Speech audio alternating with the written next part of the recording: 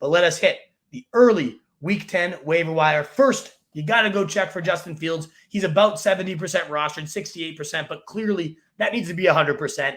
This guy has top 5 quarterback upside the rest of the way. Detroit and Atlanta moving forward. I mean, we've been talking about him as a waiver wire pickup for 3 straight weeks. I have him as my quarterback now. I could not be more enamored. I truly think this is like Lamar Jackson 2.0, but even better than what we were expecting of Lamar Jackson these last couple of weeks. He's had more points, Justin Fields, than Lamar Jackson for now 4 straight weeks. It's insane. 178 rush yards, the most of a quarterback of all time, including a touchdown, looking good through the air. No reason for him to be 68% rostered. The other first check, and then I'll let you get the I'll hit all the first checks. We got 3 of them for you here. Jeff Wilson, 51% rostered. He had 51 rushing yards on 9 carries, as we said earlier, 21 yards and a touchdown through the air. Played more snaps week 1 here with the team. He outsnapped Raheem Mostert. 28 snaps for Wilson, 26 for Mostert, 13 routes for Wilson, 12 for Mostert, 9 carries. And as you said earlier, he doubled up Mostert's production, just about, looking as the clear-cut better receiver and runner on this team. He always performs when he gets volume. I've loved Wilson. He was banged up last year. I tossed it out the window just 2 seasons ago in 2020.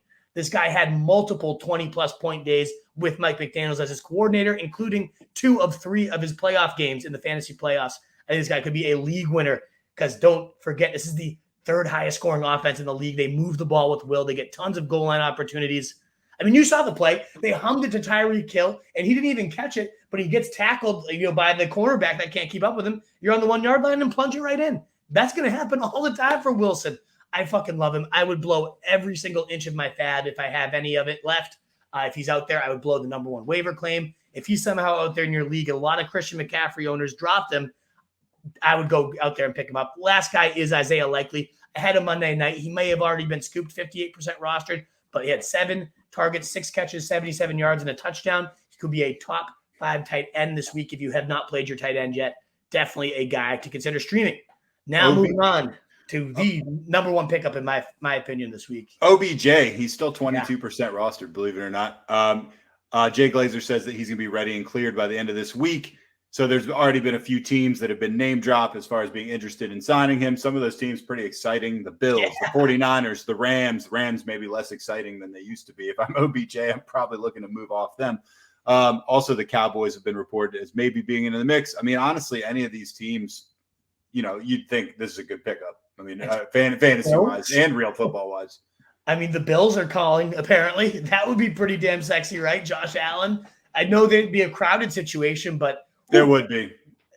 He could take over for Gabe Davis. That's how talented Odell Beckham is. And yeah, we don't know how healthy he is coming off of his 2nd knee tear. But he's one of those freak athletes that just, when they're at that level, they tend to recover at a different level too. So at least worth the roster spot right now to see where he lands, because I really don't think there's any spot he'd land and not have some real viable. The Chiefs have also called recently on him. So, man, There's just a ton of spots he could land. There's very few he'd land in and be like, I just don't care about him right now. Man, his stock has gone so far up. Like, remember his value was like in the toilet, and then he went to the Rams, he did okay for a while, and it was really only kind of near the end almost. The playoffs. And then all of a sudden it was just like, wow, OBJ, and then he gets hurt, and now all this OBJ buzz starts, and all of a sudden now he's like a prime target after his value had gone down for like 4 or 5 years in a row. But I agree with you. I'd be very interested in picking him up. Yeah, get ahead of the field here. 22% rostered.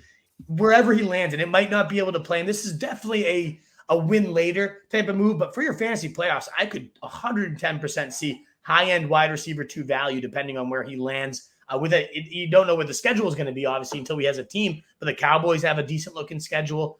Whether it's the Bills, anywhere he goes, I'm going to be intrigued. So get ahead of it. I'm still pissed, by the way. I did the over Super Bowl prop bet on yards for him, and it was 100% going to hit, and then he got injured. I did the first touchdown, and it did hit. It was beautiful.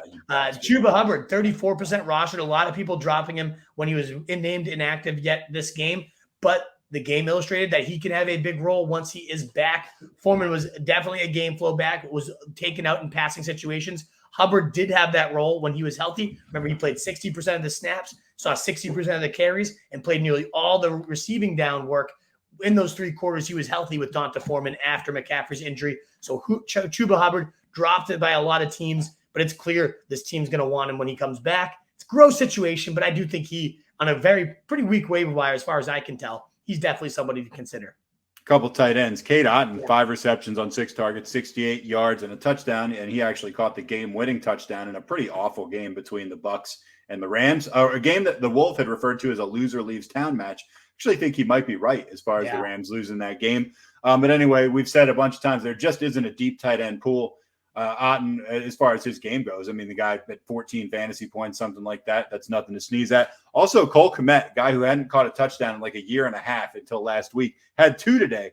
There's another, we saw the Mooney stat line with like 7 catches for 43 yards. Well, here's 5 catches on 6 targets for 41 yards and 2 scores for Cole Kmet.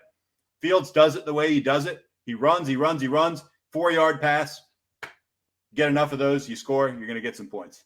Yeah. Granted, he's never had more than 45 yards in a game this year. This is his first time inside the top 12 tight ends. He's got a low target rate of 11.9% targets per route. But this offense is starting to click. And if they're going to be in the red zone often, it seems like he's going to be a preferred option. Yep. Terrace Marshall, 6% rostered, saw 6 targets, 3 catches, 50 yards, and almost scored a touchdown. It looked like he had it, but unfortunately was ruled out because he didn't get the right foot down. But still, trending upwards 2 straight weeks now with everybody cleaned house. No McCaffrey, no Robbie Anderson. It's clear Terrace Marshall playing around 90% of the snaps now is that next man up. So if you're desperate for a receiver, he's still only 22. They still have a top 10 schedule for wide receivers down the stretch here, and especially in the fantasy playoffs. So a guy you could look at on your waiver wires for sure. DeAndre Carter, 5 catches on 6 targets. He's 31% rostered, 53 yards. Keep in mind, Keenan Allen, Mike Williams, both out for this game. The Chargers just look rough in general. I'm not sure how much of a real solution this guy's going to be to any of your problems, especially when these guys eventually come back, which I assume they will. But, he's getting a decent amount of action. If you're desperate, and I know a lot of you guys are, I know I am, might be a guy you might want to think about picking up. Yeah, Isaiah Spiller as well, 3% roster. This is obviously more speculative, but he did out-snap Sony Michel for the first time this year. 13 snaps compared to 10 for Michel, and definitely looked better with his work. 29 yards on 7 carries. Seems to be the clear-cut number 2 back here behind Austin Eckler, and we know if something happens to Eckler, this is a viable offense. Kind of similar, though, to the Packers situation where it's like you used to kill for the handcuff in this offense. Now it's like, do I really – like no one's going to be Eckler in this offense, so do I really care that much?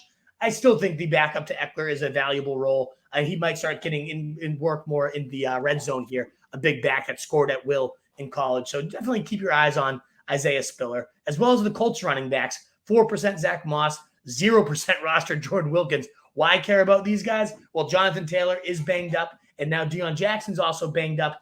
I wouldn't be shocked if Taylor shut down for the year, so someone might end up being a clear lead back here. I don't think it's that much worth looking at. Again, we're grasping at straws on this waiver wire right now. We really are at this point. Ugly. But those are some guys that you might want to flag down in case Taylor's shut down and in case Deion Jackson's injury lingers here. James Cook, 19%, 4 rushes, 15 yards. I mean, we talked about this backfield. There's nothing to be too excited about. It was certainly not today, right? And I mean, I don't know. What do we think? Do we really think this guy's worth a stab? So it does come down to, was Nyheim Hines' lack of involvement just 3 snaps? Is it because it was a new team and early, didn't just get involved? It could have been. We also saw TJ Hawkinson have 9 targets and almost all the snaps too. So that could be it. Or maybe they did talk before the game saying this move does not signal we're down on James Cook, who did triple up, 15 snaps compared to the 3 that we saw for Nyheim Hines. He just looks good. This is more so like the eyeball test. Every time he gets the rock, he's looking pretty explosive. He's a good pass catcher. So if something ever happened to Singletary, I do still think James Cook would rip it up. James Mitchell, 0% roster. Again, we're digging deep here. Yeah, but if you want this guy, you can get him. You sure could. He got 2 catches, 8 yards, and a touchdown, but he did use that big body in the red zone. He was he got hurt last year in college, but entering the year, he was known as like one of the best pass catching tight end prospects. So now that he's had a full year to recover, looking like he might actually get involved in this offense. Again, real deep dart throw, but James Mitchell with no TJ Hawkinson, maybe he emerges as something for your stretch runs here. What is up, you fantasy wolf? Thanks so much for tuning in. If you haven't already, share your thoughts in the comments, check out some more videos, and join the newest Wolfpack by subscribing below.